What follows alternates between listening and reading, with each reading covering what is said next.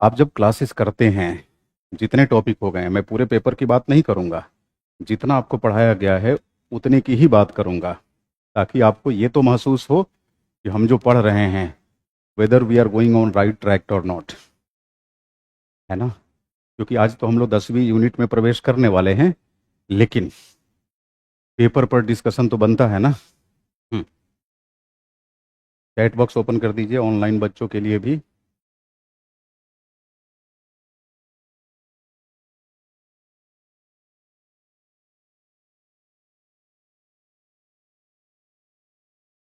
जिसका सिलेबस हो चुका है उनके लिए तो हम पूरे पेपर पे बात करेंगे, पेपर 1 पेपर 2। बट आपके बैच में अभी सिलेबस चल रहा है, तो जितना हुआ है उसके आधार पे बात करेंगे। Please open the chat box.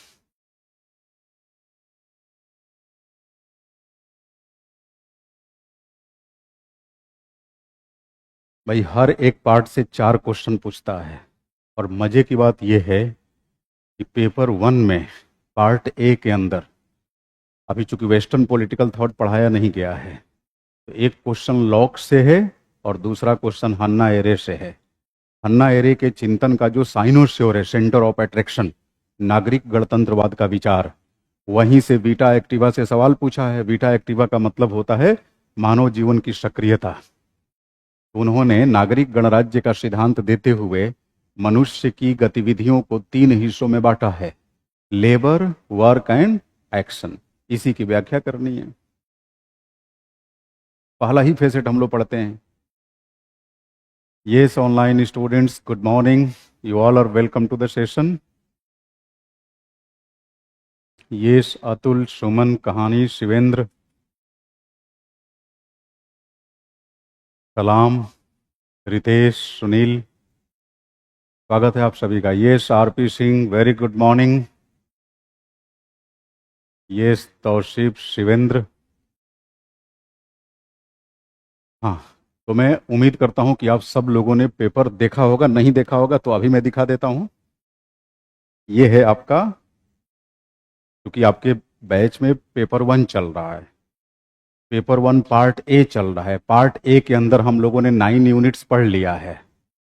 Political thought का एक अहम हिस्सा बाकी है, वेस्टर्न पॉलिटिकल थॉट, है ना, जो हम कर ले जाएं तो एक भी सवाल आपसे मिस नहीं होता। अब देखिए, पहला क्वेश्चन, क्योंकि पहले पार्ट से न्यूनतम 2 सवाल लिखने होता है ना। आरपी सिंह, रितेश। अच्छा, आंचल 15 मिनट से वेट कर रही थी, नहीं तो हम तो टाइम से ही क्लास शुरू करेंगे ना। अच्छा, शिवेंद्र का रिक्वेस्ट है कि डिक्टेशन स्किप मत करिएगा। अब तो महसूस हो गया होगा ना कि क्लास में आप जो पढ़ रहे हैं और जो रनिंग नोट्स बना रहे हैं, इसका कोई विकल्प नहीं है। ना तो प्रिंटेड नोट्स और ना ही कोई किताब। वजह, किताबें यूपीएससी के सिलेबस को ध्यान में रखकर नहीं लिखी गई है। यूपीएससी के अंदर पॉलिटिकल साइंस पढ़ने वालों की संख्या ही कितनी है, मुट्ठी भर। तो बताइए, कोई भी राइटर, आपको नहीं लगता कि वो अपने अस्तित्व रक्षा को ध्यान में रखते हुए लेखन करता है? माना कि वो क्रिएटिविटी शो करता है, लेकिन उसकी बुनियाद में एक पक्ष मनुष्य और दूसरा पक्ष प्रकृति होती है। वो सेवा भाव से नहीं लिखता जहां दोनों पक्ष मनुष्य हो जाए। समझ रहे मेरी बात? और हम डे 1 से आपको कह रहे थे, डे 1 से, नीरज उपाध्याय, कि अगर आप सिलेबस को ऑनेस्टली फॉलो करते हैं, ईमानदारी के साथ, तो सवाल हमेशा सिलेबस से ही आता है। इसमें मेरा विशेष कुछ भी नहीं है।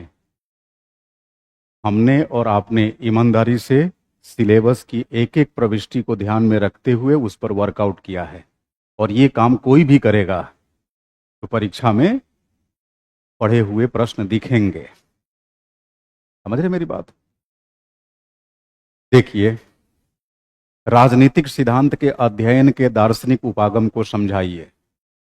बताइए, आपको क्या इस बात की जरूरत है कि कोई आपको समझाए राजनीतिक सिद्धांत के दार्शनिक उपागम को? पहली यूनिट का ये क्वेश्चन है, राजनीतिक सिद्धांत से संबंधित विभिन्न उपागम। शाहिद,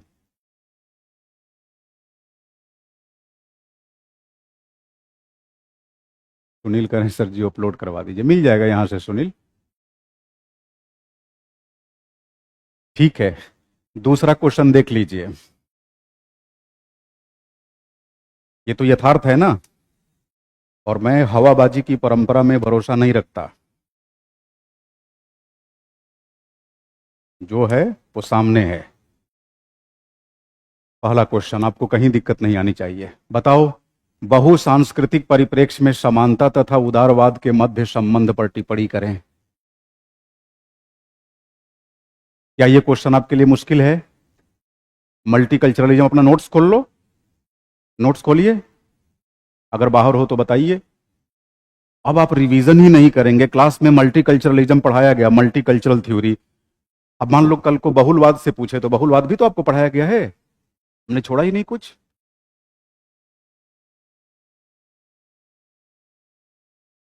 दूसरी बात, शक्ति पर मैकफर्सन के दृष्टिकोण को समझाइए। बताओ, सीबी मैकफर्सन को हम लोग पढ़े हैं कि नहीं? सीधे सीधे जो आपने क्लास में पढ़ा है, और मैं अगर गलत बोल रहा हूं तो अपने नोटबुक को खोलिए और मुझे गलत साबित करिए। और चूंकि मैं आपकी क्लास ले रहा हूं इसलिए आपके बीच ये काम कर भी रहा हूं, नहीं तो ये जो बता रहा हूं ना कि पढ़ाया हुआ आया है, ये मेरे स्वभाव को सूट नहीं करता, मैं ये भी नहीं करता हूं कहीं। समझ रहे मेरी बात? हाँ, आगे बढ़िए। इतालवी और जर्मन ब्रांड के फांसीवाद के बीच का अंतर उल्लेख करिए। मुझे स्वीकार करने में कोई गुरेज नहीं कि आपको फांसीवाद तो जरूर पढ़ाया हूं, लेकिन इतालवी और जर्मन ब्रांड के बीच विभेद करके नहीं पढ़ाया हूं। हाँ, बट अगर थोड़ा सा भी क्लू लगाएंगे तो आप बना सकते हैं इस आधार पे कि भाई जर्मनी में नस्लीय विभेद को बढ़ावा दिया गया, यहूदियों का कत्लेआम किया गया, इटली में ऐसा नहीं था। और थोड़ा सा ग्रामसी को रेफर करते हुए पूंजीवाद के विकृत स्वरूप का हवाला देते हुए आप उत्तर लिख सकते थे। फिर भी मैं होल हार्टेडली एक्सेप्ट करता हूं कि दोनों में डिफरेंशिएट करके आपको मैं फांसीवाद नहीं पढ़ाया हूं, है ना। दूसरी बात, लोकतंत्र के अभिजन सिद्धांत को संक्षेप में समझाइए। आप विस्तार में समझा सकते हैं, ये संक्षेप में पूछ रहा है। एलिटिस्ट थ्योरी ऑफ डेमोक्रेसी पढ़ा है कि नहीं आपने, बताइए। हसीब, प्रवीण, आगे बढ़िए।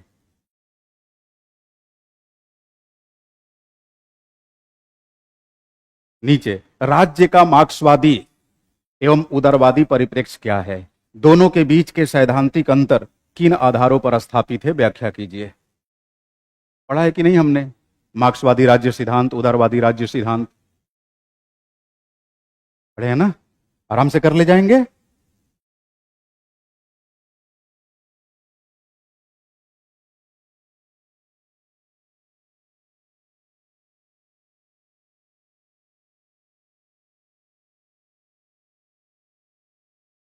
नीचे आ जाइए।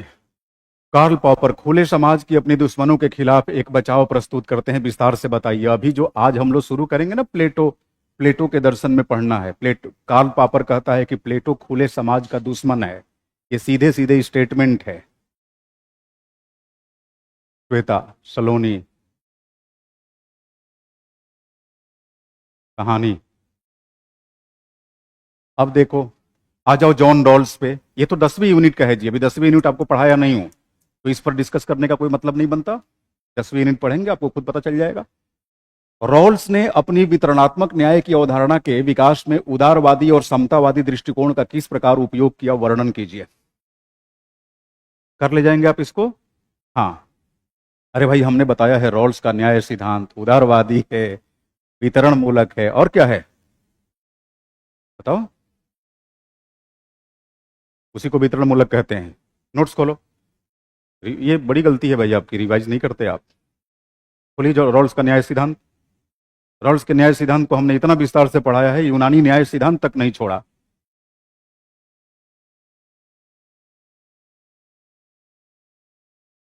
उदारवादी है, वितरण मूलक है, प्रक्रियात्मक है। भाई न्याय की खोज करने के लिए वो एक प्रक्रिया का सहारा लेता है ना। आर्या, बिल्कुल सही कह रहे हैं, सलाम, प्रक्रियात्मक है। आराम से कर ले जाएंगे कि नहीं इसको? और घर पे लिखने की कोशिश करिएगा, लिखिएगा। राजनीतिक सिद्धांत के अध्ययन के व्यवहारवादी एवं संस्थावादी उपागम का तुलनात्मक विश्लेषण करिए। संस्थावादी समझ रहे हैं, जिसको मैं कानूनी संस्थात्मक उपागम कह के पढ़ाया हूं, लीगल इंस्टीट्यूशनल अप्रोच। आसानी से कर ले जाएंगे। अब देखो, थोड़ा सा भाषा में ट्विस्ट किया है और कुछ नहीं किया है। 3B, राज्य ने वैयक्तिकता का अंत करके मानव सभ्यता की गंभीर हानि की है, जो कि हर विकास का आधार है। महात्मा गांधी। आपको नहीं लगता कि राज्य के प्रति महात्मा गांधी के आलोचनात्मक दृष्टिकोण को पूछा है? तो इनके राज्य सिद्धांत में आपको पढ़ाया गया है किन आधारों पर गांधी राज्य की आलोचना करते हैं, और फिर उसके रेमेडीज के रूप में, विकल्प के रूप में व्यक्तिवादी लोकतांत्रिक राज्य की वकालत करते हैं। बस शब्दों की हेराफेरी है महेंद्र, है ना? कर ले जाएंगे इसको आप आराम से। अब आ जाइए,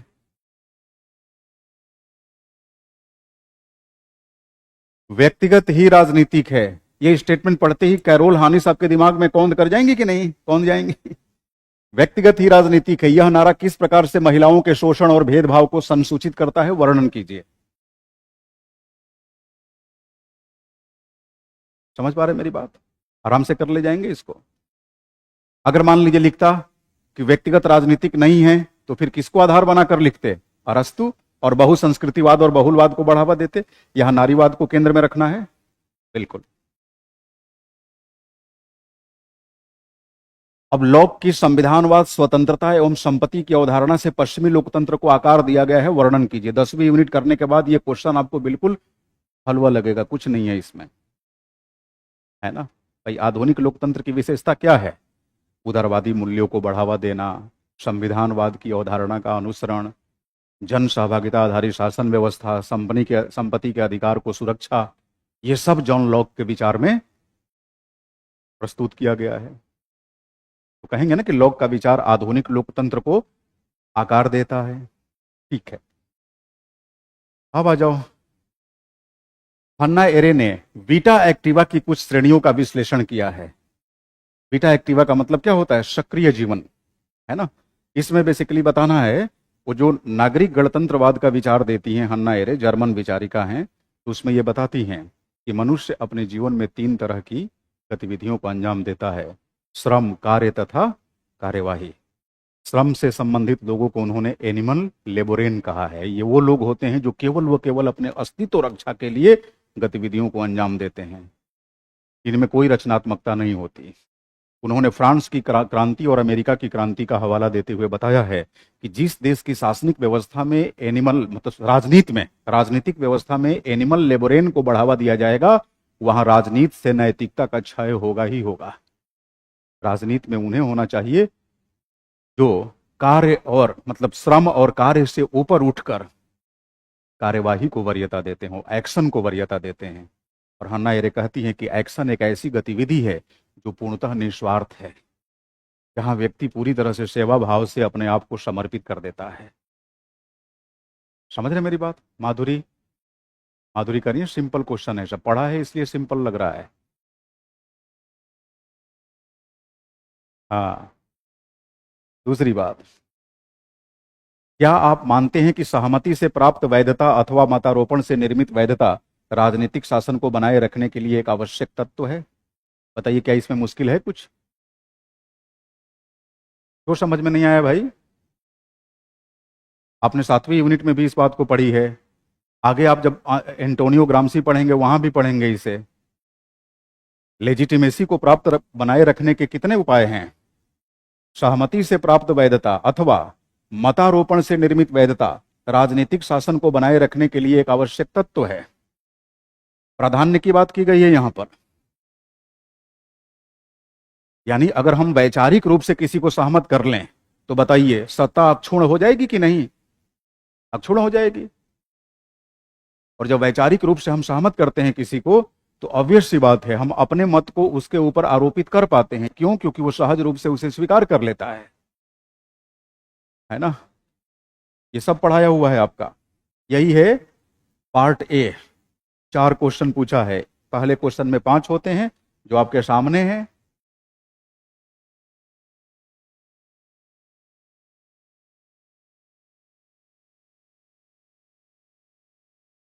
देख रहे हैं, A B C D E. दूसरे, तीसरे, चौथे 3-3 क्वेश्चन होंगे, जिसमें पहला क्वेश्चन देखिए 20 नंबर का और शेष 2 15-15 नंबर का। है ना। आपको कितना लिखना है पहले पार्ट से? न्यूनतम 2, अधिकतम 3। कंपलसरी तो उसमें एक है ही है। आप बताइए, आप अगर अधिकतम 3 भी लिखना चाहें तो लिख पाएंगे कि नहीं? यहाँ से खूब मजे से लिख पाएंगे।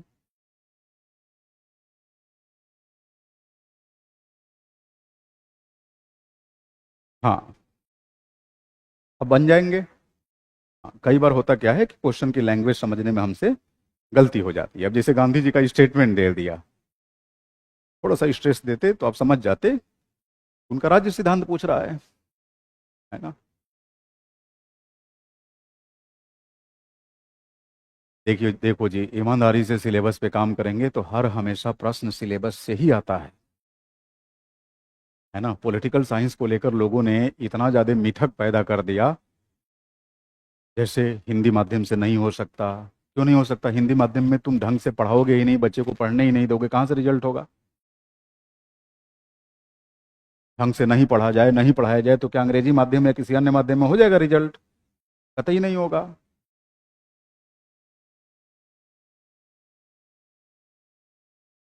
समझ रहे हैं?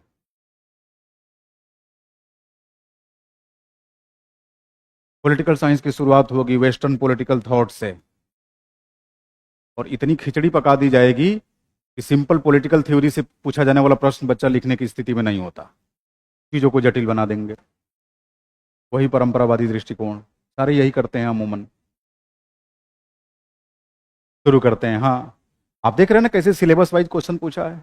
आप सिलेबस वाइज ही पढ़ रहे हैं, आपको पढ़ने में समझने में कहीं दिक्कत आ रही है? कहीं नहीं। हाँ। हाँ, वही वही।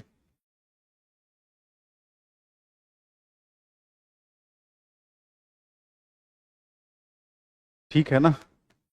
तो बस इतने की मैं सोचा था कि थोड़ी सी अपनी अकाउंटेबिलिटी भी आपके सामने रख दूं और आपको भी रियलाइज हो जाए कि तैयारी करते समय आपकी स्वयं के स्तर पे क्या जवाबदेहिता है। अगर ढंग से रिवीजन करते रहें, राइटिंग प्रैक्टिस करते रहें तो कहीं कोई दिक्कत नहीं आएगी। तो अब हम लोग आगे बढ़ें। हाँ।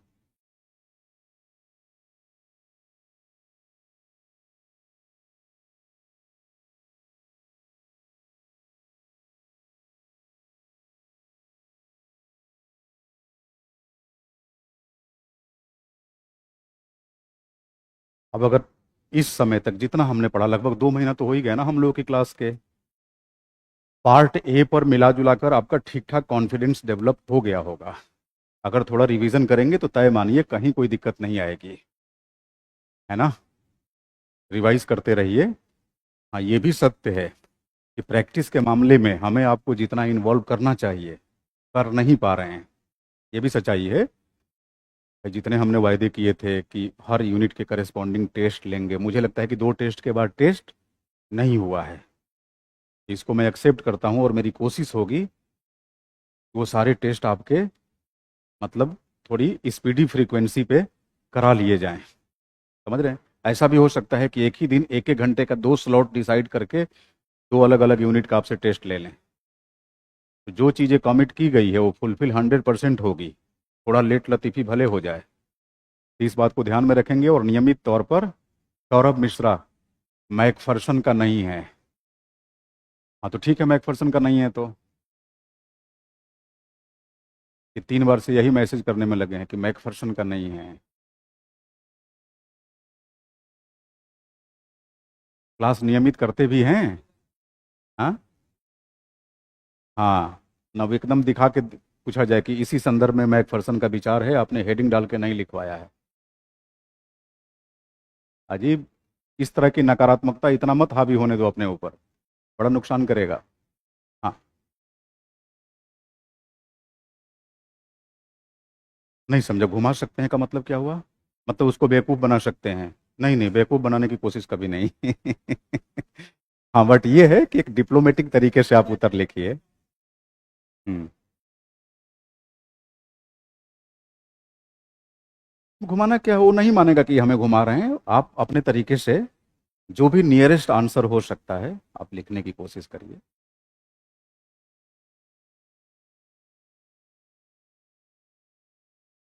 ठीक है। चलो जी।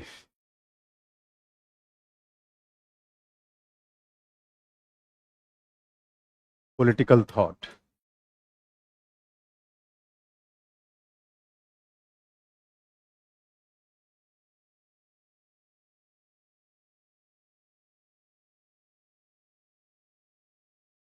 राजनीतिक चिंतन।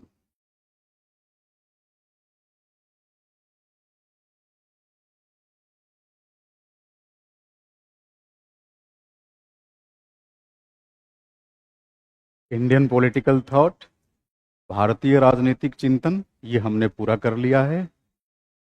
दूसरा है वेस्टर्न पॉलिटिकल थॉट, पश्चिमी राजनीतिक चिंतन। हम लोग बहरहाल पश्चिमी राजनीतिक चिंतन पढ़ने जा रहे हैं। ठीक है। नहीं, टेस्ट का पेपर स्मृति इनफैक्ट 2 ही टेस्ट हुआ ही है, तो वो तो अपलोड हो ही गया होगा। आगे का टेस्ट अभी हुआ नहीं है। ठीक है।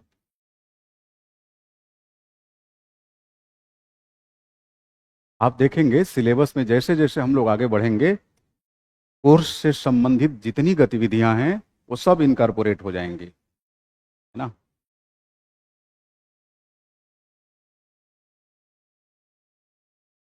तो देखो जी, वेस्टर्न पॉलिटिकल थॉट को हमने पहले भी बात किया है कि भाई पॉलिटिकल थॉट वैसे एंटिटीज हैं, वैसे निकाय हैं जो राजनीति विज्ञान नामक विषय के भाषाई विकास में सबसे ज़्यादा योगदान देते हैं, है ना।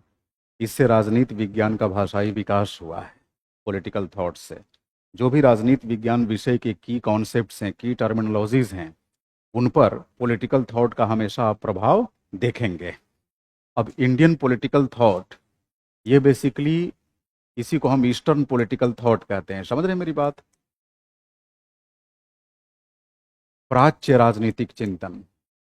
प्राच्य राजनीतिक चिंतन का मतलब ये हुआ कि पश्चिमी चिंतन के अलावे जो भी चिंतन, माने जिन जिन देशों से संबंधित राजनीतिक चिंतन है उसको प्राच्य राजनीतिक चिंतन कहा जाता है।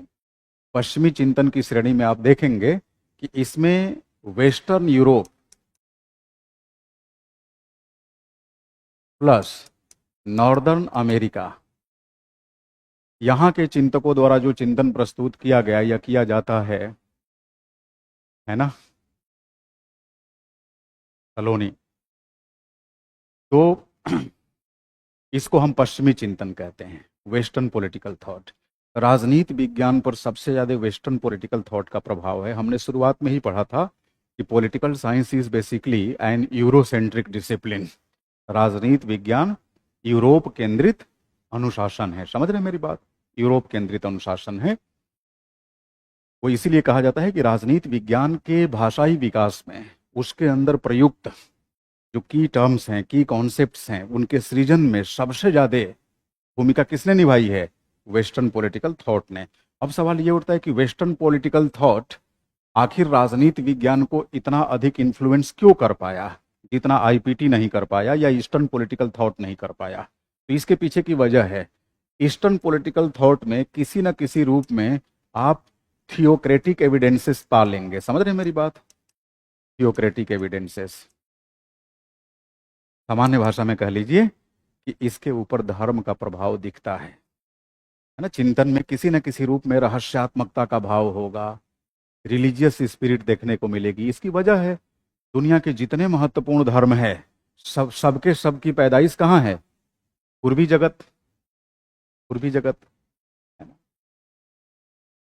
पश्चिमी जगत में कोई कोई भी महत्वपूर्ण धर्म ऐसा नहीं है जिसको कह सके कि उसकी बर्थ प्लेस पश्चिमी जगत है, पश्चिमी यूरोप या नॉर्थ अमेरिका हो।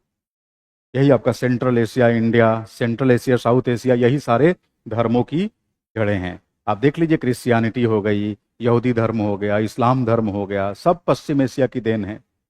यरूशलेम, मक्का, मदीना वाला वो जो रीजन है। उसके अलावा जितने धर्म है थोक भाव में अकेले भारत में पैदा हो गए, तो सब तो पूरब के देन हैं। तो बताइए, पूरब के लोगों के चिंतन पे धर्म का प्रभाव रहेगा कि नहीं? थोड़ा कम थोड़ा बेसी धर्म का प्रभाव रहेगा, है ना। पश्चिम वालों का जो चिंतन है अपेक्षाकृत आप कह सकते हैं कि इसमें थियोक्रेटिक इन्फ्लुएंस कम है या ना के बराबर है।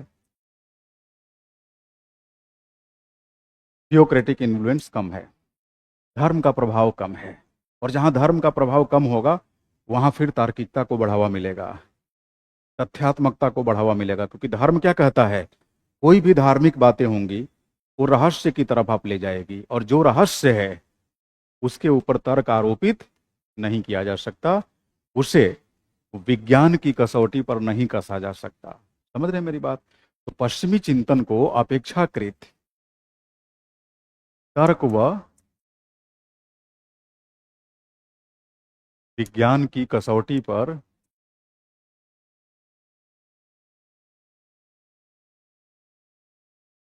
कसा जा सकता है।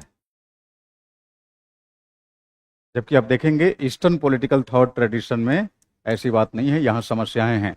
यहाँ पूरी तरह से इन्हें तर्क और विज्ञान की कसौटी पर नहीं कसा जा सकता। समझ पा रहे हैं मेरी बात? यस। तो इसीलिए कहा जाता है कि वेस्टर्न पॉलिटिकल थॉट ने पॉलिटिकल साइंस विषय के अंदर की टर्म्स और की कॉन्सेप्ट्स के सृजन में महत्वपूर्ण भूमिका निभाई, और नतीजा ये रहा कि the discipline political science became a Eurocentric discipline.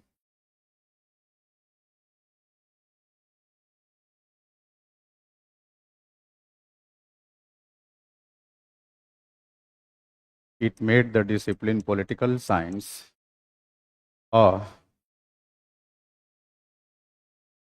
Eurocentric discipline।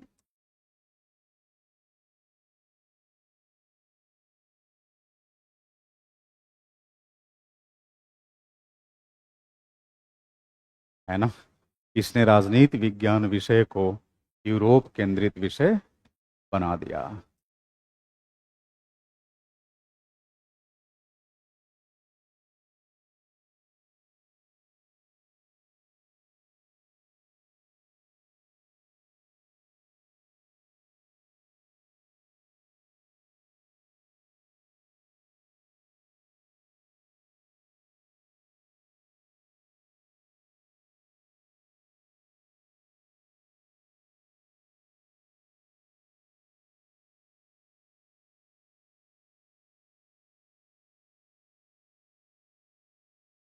है ना?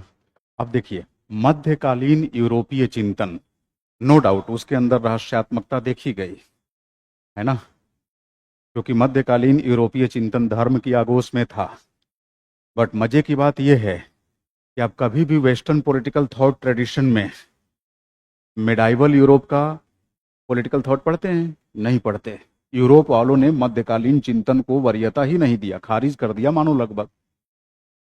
तो पॉलिटिकल साइंस पे अगर वेस्टर्न थॉट का जो इन्फ्लुएंस है वो या तो एंशियंट वेस्टर्न पॉलिटिकल थॉट का या फिर मॉडर्न वेस्टर्न पॉलिटिकल थॉट का देखते हैं, और अस्तु के बाद सीधे हम कहाँ छलांग लगा जाते हैं? मैकियावेली। बीच वाले सब गायब। यानी प्राचीन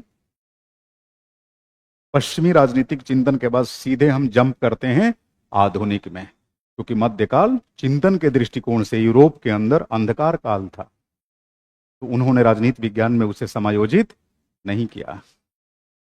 अगर वो मध्यकालीन चिंतन को शामिल कर देते राजनीति विज्ञान में तो फिर बेड़ा गर्क हो जाता। फिर अब हम इस कॉन्फिडेंस के साथ ये नहीं बोल पाते या वो नहीं सब जता पाते कि political science is a Eurocentric discipline. ठीक है, चलो।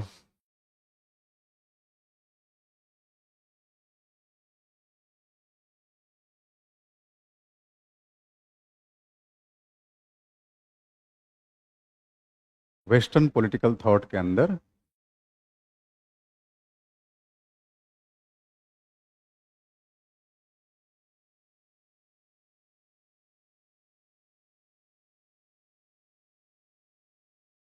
यानी पश्चिमी राजनीतिक चिंतन के अंदर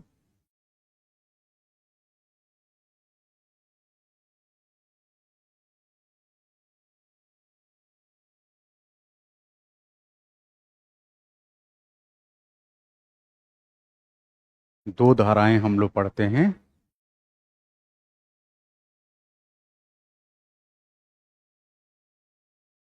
हाँ,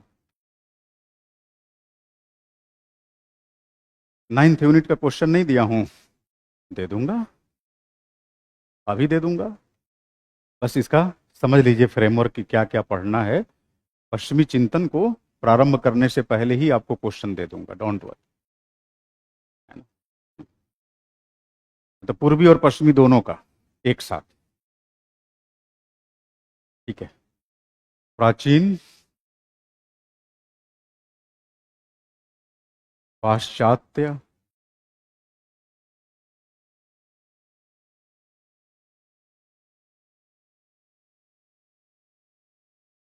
राजनीतिक चिंतन।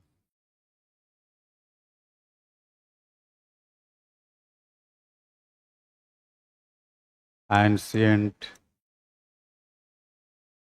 वेस्टर्न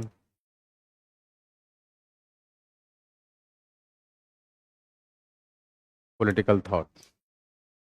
प्राचीन पाश्चात्य राजनीतिक चिंतन, एंशियंट वेस्टर्न पॉलिटिकल थॉट। दूसरा क्या है?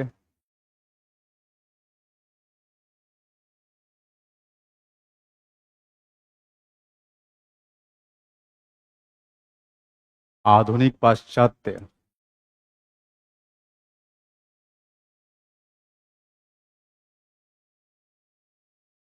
राजनीतिक चिंतन।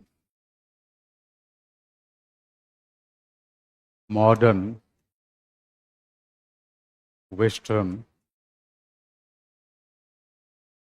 Political thought. Modern western political thought. अच्छा, इनके अंदर पढ़ना क्या है भाई? तो प्राचीन पाश्चात्य राजनीतिक चिंतन के अंदर हम दो चिंतकों के बारे में पढ़ेंगे जो हमारा सिलेबस कहता है। एक तो प्लेटो और दूसरा अरस्तु, है ना? तो प्लेटो के माध्यम से जो कुछ भी हम जानते हैं समझते हैं वो बेसिकली सुकरात के बारे में जानते और समझते हैं। तो सुकरात को पढ़ने के लिए अलग किसी माध्यम का सहारा नहीं लिया जाता, बल्कि प्लेटो के चश्मे से ही हम सुकरात को देखते हैं। ठीक। तो प्लेटो का चिंतन, अरस्तु का चिंतन। अब सीधे आ जाइए आधुनिक पाश्चात्य चिंतकों की श्रेणी में। तो आधुनिक पाश्चात्य चिंतकों के अंदर हम पढ़ेंगे, पहला चिंतक एक इतालवी चिंतक है, मैकियावेली। मैकियावेली, है ना? मैकियावेली के बाद किसे पढ़ेंगे हम लोग? इटली के बाद इंग्लैंड चलेंगे, है ना? और हॉब्स पढ़ेंगे। ठीक है, थॉमस हॉब्स।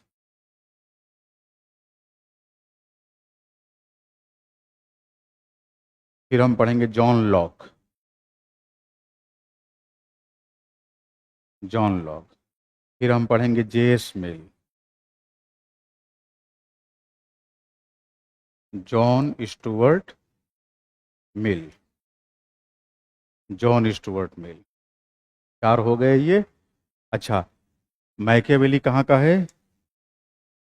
इटली का है, बाद में देख लेंगे। इटली, और ये तीनों के तीनों इंग्लैंड के हैं, थॉमस हॉब्स, लॉक और जेस मिल। इसके बाद हम किधर चलेंगे? इसके बाद हम चलेंगे कार्ल मार्क्स की तरफ। Karl Marx. मार्क्स कहाँ से हैं? जर्मनी से हैं, लेकिन इनकी कर्म भूमि इंग्लैंड ही रही। समझ रहे हैं मेरी बात? तो कार्ल मार्क्स। Karl Marx. अच्छा, ये तो मार्क्सिस्ट हैं। फिर नौ मार्क्सवादी, एंटोनियो ग्राम्सी। ग्राम्सी, अब ग्राम्सी जर्मनी के नहीं हैं, ग्राम्सी कहाँ के हैं? इटली के हैं। इटली के हैं। कितने हो गए? एक, दो, तीन, चार, पाँच, छः। और सातवां आ जाइए आप, हन्ना एरे।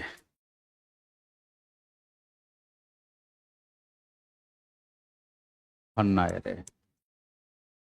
देखो,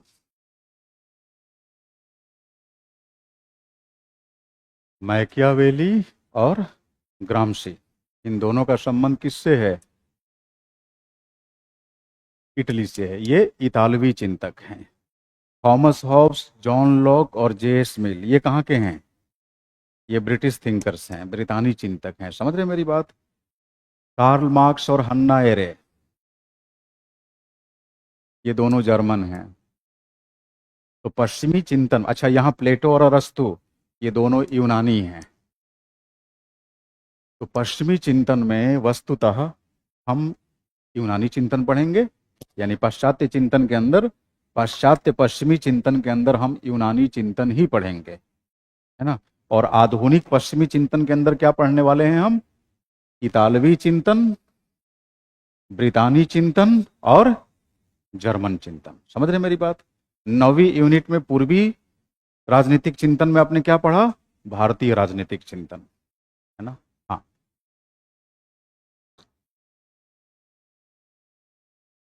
that is not the part of your syllabus, वो आपके सिलेबस का हिस्सा नहीं है। पढ़ना है तो एडवेंचर के पर्पज से पढ़ सकते हैं, है ना। अब देखिए इस बार वेस्टर्न पॉलिटिकल थॉट से कितने क्वेश्चन आए हैं? दो। किससे किससे पूछा है? एक लॉक से और दूसरा हन्ना एरे। वो भी दो कंप्लीट क्वेश्चन नहीं है, दो सब क्वेश्चन के रूप में ही पूछता है। तो कह सकते हैं कि भाई कुल 5 10 5 और 9 14 28, कुल 28 क्वेश्चन में से, या 14 क्वेश्चन कह लीजिए पार्ट ए के, पार्ट ए के 14 क्वेश्चन से वेस्टर्न पॉलिटिकल थॉट से कितने क्वेश्चन आए हैं? दो। आमतौर पे पढ़ने पढ़ाने के क्रम में क्या होता है, पार्ट ए का 90% हिस्सा लोग किसको दे देते हैं? Western political thought. 2 2 महीने चलती है इस पे क्लास, प्लेटो का गुफा सिद्धांत, गुफा बना बनाकर।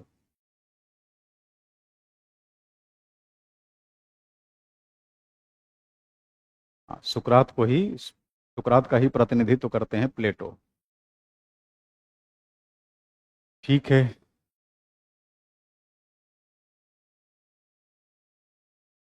निखिल कह रहे हैं कि क्वेश्चन देखने के बाद लग रहा है कि 300 प्लस करना मुश्किल बात नहीं है। नहीं जी, बिल्कुल मुश्किल बात है, क्योंकि ये तभी कर सकते हैं जब पढ़ने से ज़्यादा लिखेंगे। समझ रहे हैं मेरी बात। 2 घंटा आप क्लास में अभी पढ़ रहे हैं और 2 घंटे के बाद कम से कम 3 घंटा लिख रहे हैं, तब तो हम दावे के साथ कह सकते हैं कि 300 क्या, उससे भी ज़्यादा स्कोर कर सकते हैं। हाँ, बट उसके लिए पहले अपने हिस्से का काम करना होगा। अपनी जिम्मेदारी से भागते हुए ख्वाबी पुलाव नहीं पका सकते।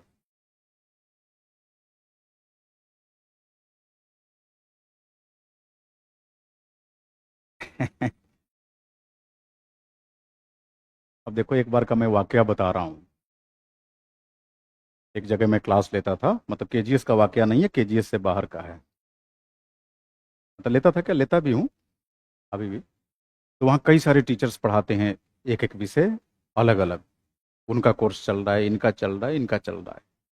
एक बच्चा आया, मुझसे पूछा कि सर पीएसआईआर पढ़ के हम कितना स्कोर कर लेंगे, आपसे पढ़ के कितना स्कोर कर लेंगे। मैं कहा कि 500 को 3 से भाग दो, 500 को 3 से डिवाइड करेंगे, कितना आएगा? 166। मैं कहा कि मैं इतने ही की गारंटी लेता हूँ, वो भी तब जब तुम्हारे दिमाग की कटोरी स्थिर होगी, उल्टी पुल्टी नहीं होगी। एकदम बिदक गया वो। कहा कि मैं किसी और एडुकेटर से पढ़ूंगा। कोई बात नहीं, जहाँ पढ़ो, मेरी शुभकामनाएं। फिर 4 दिन के बाद आया, कहा सर हम जहाँ पढ़ रहे हैं सर कह रहे हैं कि हम केवल उन्हीं को पढ़ाएंगे जिनको रैंक लगाना है। और वो क्लास में आते ही चिल्लाते हैं, जितने रैंक लगाने वाले हैं सब आ जाओ क्लास में। अब बच्चे पैरों के बल नहीं, हाथों के बल दौड़ते हुए पहुंचते हैं कि चलो रैंक लगा लेते हैं। महीना 2 महीना पढ़ने के बाद वो कहे कि सर रिकॉर्डेड फॉर्म में आपकी क्लासेस कर रहे हैं, हमारा तो रैंक लग चुका है। हाँ, वही बात कह रहा हूँ ना, कि फर्जी की बकैती करने में कुछ कुछ नहीं रखा है, धरातल पे आकर काम करना पड़ता है ना। हाँ भाई, टीचर आपको केवल सिलेबस तो समझा सकता, हम कैसे गारंटी दे सकते हैं कि कितने नंबर आएंगे? हम केवल इस बात की गारंटी दे सकते हैं कि सिलेबस पर आपकी ठीक ठाक पकड़ विकसित कर लेंगे। आपकी पूरी तैयारी के दौरान हमारी जो भूमिका होगी, वो तैयारी के बमुश्किल 1/3 हिस्से तक सीमित होगी। 2/3 पूरा पूरा आपके हिस्से का है। जो पढ़ा उसे रिवाइज करें, उस पर प्रैक्टिस करें। आपके बदले में कोई और रिवीजन नहीं कर सकता, आपके बदले में कोई और राइटिंग प्रैक्टिस नहीं कर सकता। और वो अगर कर गए तो 166 क्या होता है, 266 आपके लिए बाएं हाथ का खेल हो जाएगा, है ना। अब चूंकि मैं स्ट्रेट फॉरवर्ड चीजें बता देता हूं, कई लोगों को पसंद नहीं आती वो चीजें। भाई झूठ सुनने से क्या फायदा। हाँ। हम्म।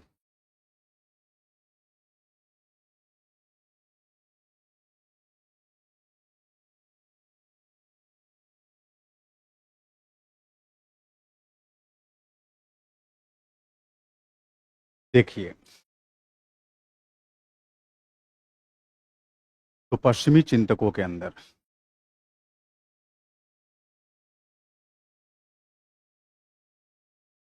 हाँ तो ठीक है, आंचल धीरे धीरे आप राइटिंग प्रैक्टिस बढ़ाइए। जैसे जैसे सिलेबस में आगे बढ़ेंगे, देखो, राइटिंग प्रैक्टिस का सबसे आसान तरीका है, जिस दिन क्लास के अंदर जो जो टॉपिक डिस्कस किए गए हैं, घर पे जाइए और जब प्रैक्टिस करना हो उससे 15 मिनट पहले थोड़ा नोट्स को अपना रिवाइज कर लीजिए। फिर नोट्स को किनारे रखिए। अब नोट्स मतलब लिखवा डिक्टेटेड नोट्स या फिर रनिंग नोट्स, जो भी हो, फ्रेमवर्क, और उसे किनारे रखिए। और बस एक कार्डबोर्ड लीजिए, उस पर व्हाइट शीट लगाइए और सीधे हेडिंग डालिए। समझ रहे मेरी बात, प्लेटो का न्याय सिद्धांत, बस लिखते जाइए, बिना देखे लिखिए, जितना याद है उतना लिखिए। जो चीजें आप लिख डालेंगे वो जिंदगी में नहीं भूलेंगे। मोहित कह रहे हैं हॉब्स नहीं पढ़ना है क्या, पढ़ना है ना। देखिए लिखा हूं, थॉमस हॉब्स, है ना।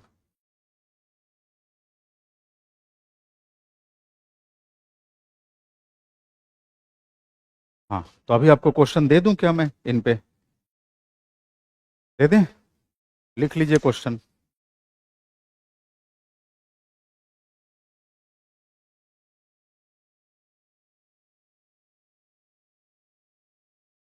हाँ, इससे टाइम तो खराब होता है, बात सही कह रहे हो।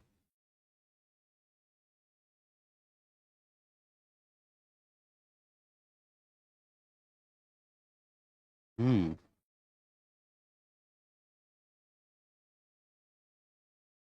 हाँ, इससे टाइम खराब नहीं होगा, टाइम बच जाएगा, सही कह रहे हैं।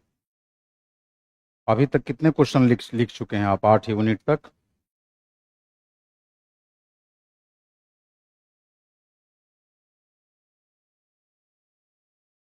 चलो नोट्स के साथ ही उसको अटैच करके दे देंगे, कैसा रहेगा। हाँ, मिल जाएगा क्वेश्चन, क्वेश्चन तो मेरे पास पड़ा हुआ है ना, बना बनाया पड़ा हुआ है। रिया कह रही है पहले आधा पेज भी खुद से नहीं लिख पाते थे, बट अब 2 पेज प्लस लिख पाते हैं। हाँ ठीक है ना, ऐसे ही प्रैक्टिसेबल बने रहिए। सलाम। ठीक है, पीडीएफ फॉर्म में आपको प्रोवाइड करा देंगे शेष नोट्स। चलो,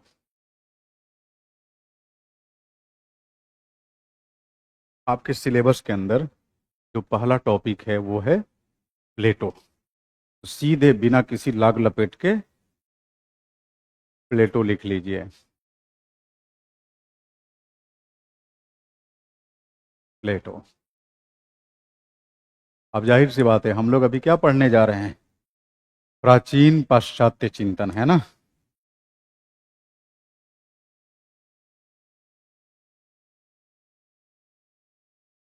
प्राचीन पाश्चात्य चिंतन, एंशियंट वेस्टर्न थॉट। अब प्राचीन पाश्चात्य चिंतन में मूलतः आप कौन सा चिंतन पढ़ते हैं, ब्रितानी चिंतन, फ्रांसीसी चिंतन, यूनानी चिंतन, क्या पढ़ते हैं। यूनानी चिंतन, है ना, यूनानी चिंतन। और यूनानी चिंतन का जो पहला चेहरा है जो आपके सिलेबस में दे रखा है वो कौन है, प्लेटो है ना। प्लेटो बेसिकली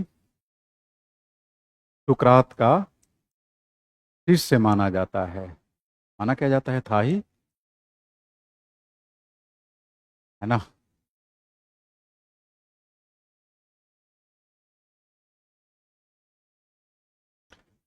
ये सुकरात का डिसाइपल है, शिष्य है।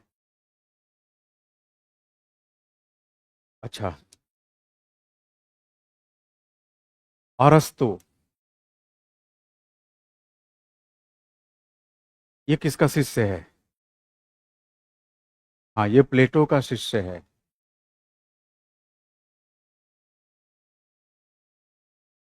ये गुरु शिष्य परंपरा ही चल रही है यहाँ इन तीनों में।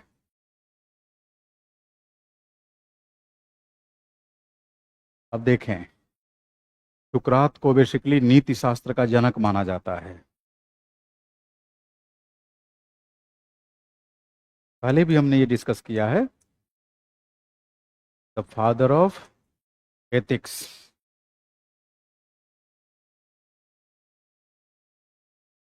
नीति शास्त्र का जनक। ध्यान रखिएगा, सुकरात की वजह से ही प्लेटो बौद्धिक जगत का हिस्सा बना, नहीं तो इसके लिए राजनीति की पूरी पृष्ठभूमि तैयार थी। एक इशारा करता ताजपोशी हो जाती, क्योंकि बड़े राजनीतिक घराने का था। ठीक है,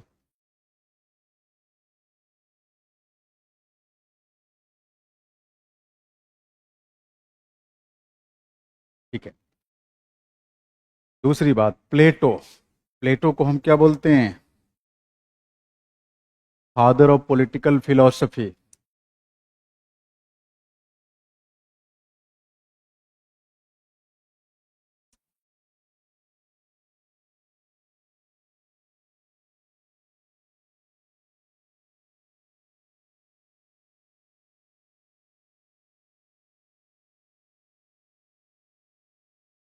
राजनीतिक दर्शन का जनक।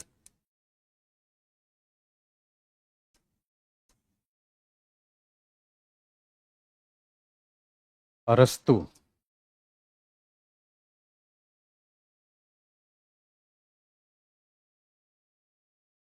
फादर ऑफ पॉलिटिकल साइंस, राजनीति विज्ञान का जनक। आप समझ सकते हैं कि इस विषय के संदर्भ में ये तीनों कितने बड़े चेहरे हैं।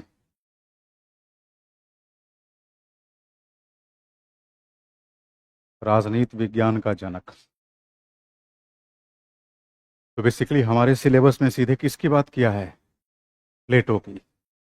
प्लेटो सुकरात के महानतम शिष्य माने जाते हैं, और समझ लीजिए कि ये पूरी तरह से सुकरात से सहमत हो जाते हैं। मतलब कहीं से भी अपने गुरु की आलोचना नहीं करते। लेकिन वही जब बात अरस्तु की होती है, तो अरस्तु के बारे में कहा जाता है कि अरस्तु जहां एक तरफ प्लेटो का महानतम शिष्य था, वहीं दूसरी तरफ प्लेटो का महानतम आलोचक भी था। क्लियर है ये बात? हाँ।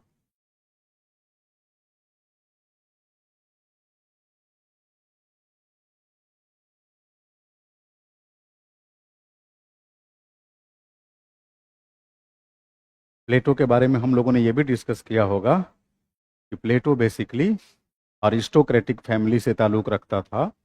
उसके घर परिवार वालों की यही चाहत थी कि वो राजनीति या नौकरशाही का हिस्सा बने, शासन तंत्र का हिस्सा बने। समझ रहे मेरी बात?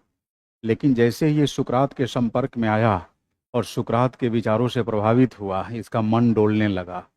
उन दिनों यूनान के अंदर नगर राज्यों में लोकतांत्रिक शासनिक प्रणालियों का चलन था, जहां डायरेक्ट डेमोक्रेसी हुआ करती थी, प्रत्यक्ष लोकतंत्र। समझ रहे मेरी बात?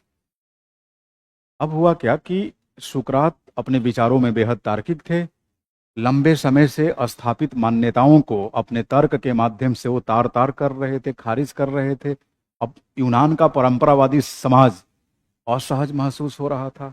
अब लोकतंत्र में अगर समाज असहज महसूस कर रहा है, तो सरकार भी असहज महसूस करेगी। समझ रहे मेरी बात? लोकतांत्रिक सरकार है, जनता से बनी सरकार है।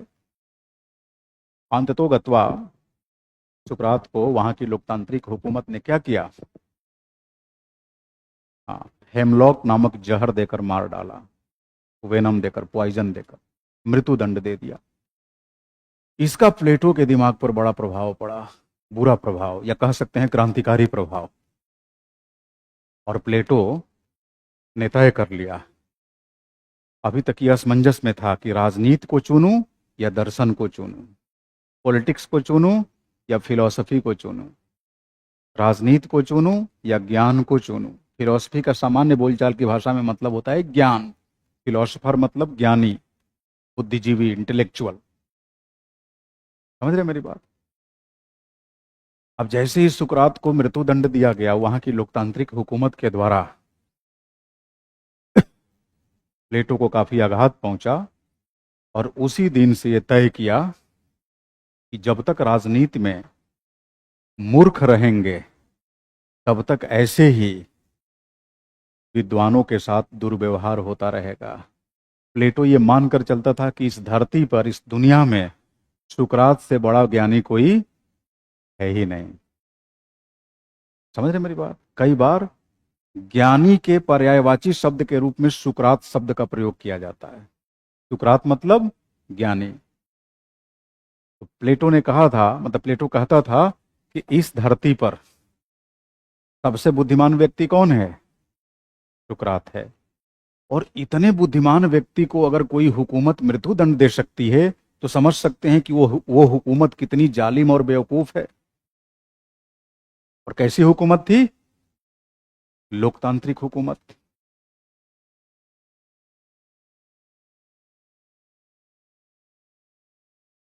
सूरज कह रहे हैं your lectures and notes are sufficient for optional, no comment. समझ रहे मेरी बात? ये आप डिसाइड करिए कि सफिशिएंट है कि नहीं। हम अपने मुंह में या मिट्ठू क्यों बने? सफिशिएंट सफिशिएंट, मान लीजिए कभी क्वेश्चन नहीं टकराए तब तो आप कहेंगे कि सर आपने तो हमारी लुटिया ही डुबो दी। ये बच्चों वाली बात आप लोग पूछने लगते हैं। हाँ, इसीलिए मैं हमेशा कहता हूँ कि क्लास करिए, पढ़िए। आपको जो किताब पढ़ने का मन करें आपके सिलेबस पर, जितना पढ़ने का मन करे पढ़िए, हम रोकेंगे नहीं। बस इतनी जरूर गुजारिश करेंगे कि क्लासेस को लेकर नियमित बने रहिए और जो क्लास में पढ़ाया जाए, लिखाया जाए, उसको प्राथमिकता दीजिए, है ना? जो सवाल आपने पूछा इसका कोई ऑब्जेक्टिव जवाब संभव नहीं है। ठीक है, पॉलिटिकल साइंस के टीचर से आप इस तरह का स्ट्रेट फॉरवर्ड जवाब मांगते हैं जो डिप्लोमेसी, कूटनीति हर दूसरे दिन पढ़ता पढ़ाता है। आपको लगता है कि हम स्ट्रेट फॉरवर्ड जवाब देंगे? हाँ, फ्लो तो टूट जाता है सुनील, कोई बात नहीं। वैसे भी आज कुछ अपरिहार्य कारणों से आपकी क्लास 1 ही घंटे होनी थी, है ना? क्योंकि क्लास से जस्ट पहले हमारे पास हेड ऑफिस से कॉल आ गई।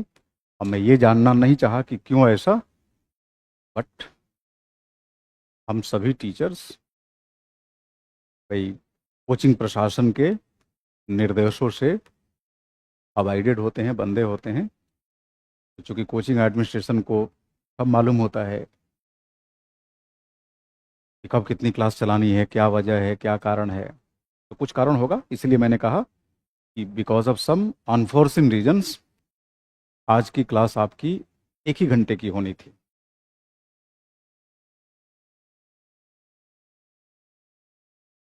ठीक है रोहित? हाँ, अब आप लोग कहेंगे तो कल से हम आपकी चैट फर्स्ट 1.5 आवर मतलब 1.5 घंटे के लिए ऑफ कर देंगे, आखिर के आधे घंटे में खोल देंगे, बट आप सबकी सहमति से ही। क्योंकि अब देखो वेस्टर्न पॉलिटिकल थॉट आ गया, बड़ा इंटरेस्टिंग है। मतलब इतना इंटरेस्टिंग कि क्लास के दौरान ही चीजें आपके दिमाग में छप जाएंगी।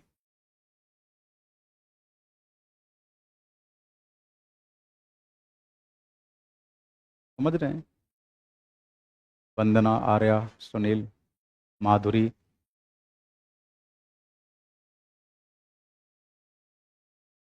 एनीवे, प्लेटो टॉपिक के अंदर हम क्या क्या पढ़ने वाले हैं इसका रोड मैप तो आप लिख ही लीजिए। टॉपिक पर चर्चा की शुरुआत हम लोग कल करेंगे। कोई नहीं, अब तो 5 मिनट में क्लास छूटने वाली है आपकी। कल से हम ऐसा ही करेंगे, शुरू में 5 मिनट खोलेंगे ताकि आप सबसे कुशल क्षेम हो जाए। उसके बाद अगले 1.5 पौने 2 घंटे चैट ऑफ रहेगी, लास्ट में 15 मिनट चैट ऑन करा दूंगा। ठीक है। देखो जी, सबसे पहले हम क्या पढ़ेंगे। अब चूंकि प्लेटो के दर्शन को पढ़ने और समझने के लिए जो सबसे अहम स्रोत है वो क्या है, इनकी रचना रिपब्लिक।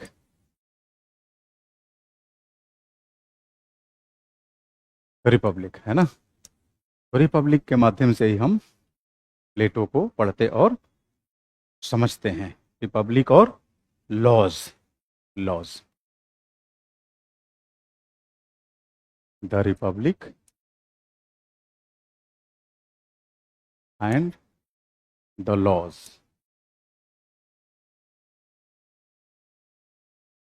बेसिकली इसके चिंतन को समझने का मूल स्रोत रिपब्लिक ही है। लॉज में अपने चिंतन के कई सारे बिंदुओं को इसने खारिज किया है। समझ रहे हैं मेरी बात।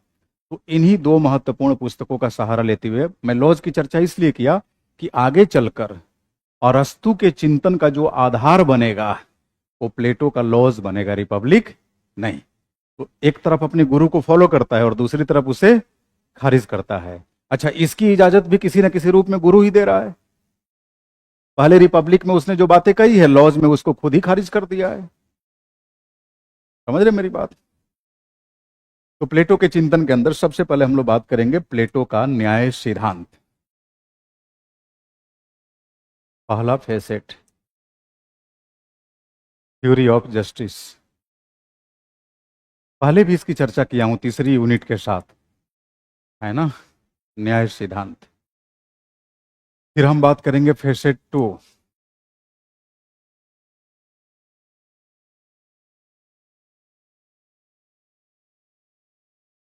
शिक्षा सिद्धांत। क्योंकि वो न्याय पे आधारित आदर्श राज्य की स्थापना करना चाहता है और उस आदर्श राज्य की बागडोर दार्शनिक शासक के हाथों में सौंपना चाहता है। तो सवाल ये उठता है कि दार्शनिक शासक की खोज कैसे होगी।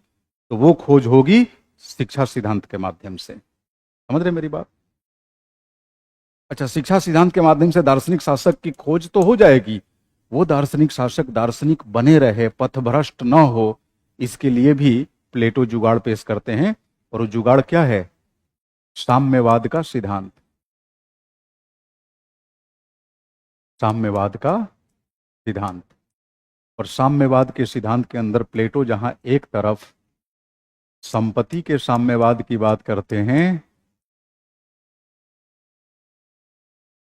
वहीं दूसरी तरफ पत्नियों के साम्यवाद की बात करते हैं। और यही जो पत्नियों का साम्यवाद है वो नारीवाद की झलक प्रस्तुत करता है ना, नारीवाद की झलक। चौथा facet, facet number 4। Facet number 4 में आदर्श राज्य का सिद्धांत।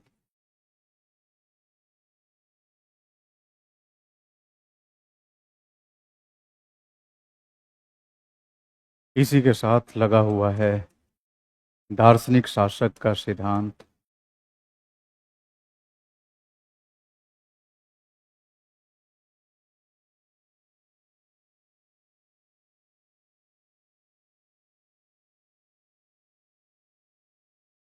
प्लेटो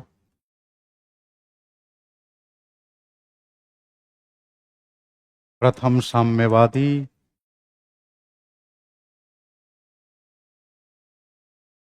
प्रथम नारीवादी तथा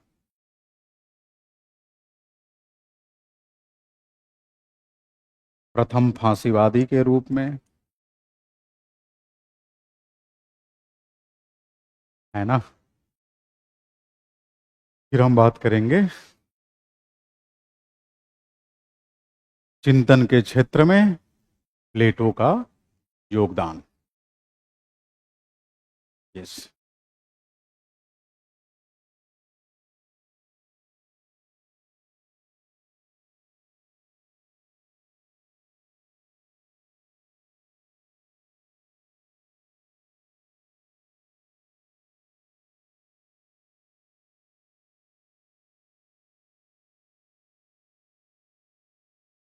चिंतन के क्षेत्र में प्लेटो का योगदान।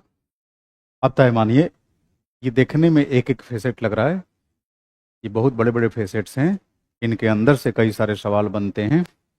अगर इन्हें हम ढंग से कर जाते हैं तो तय मानिए प्लेटो के दर्शन से जो भी सवाल पूछे जाएंगे आसानी से कर ले जाएंगे। ठीक है, तो कल अपनी चर्चा की शुरुआत हम लोग यहीं से करेंगे, प्लेटो का न्याय सिद्धांत। ठीक है, आज की क्लास को यहीं विराम देते हैं। Thank you so much.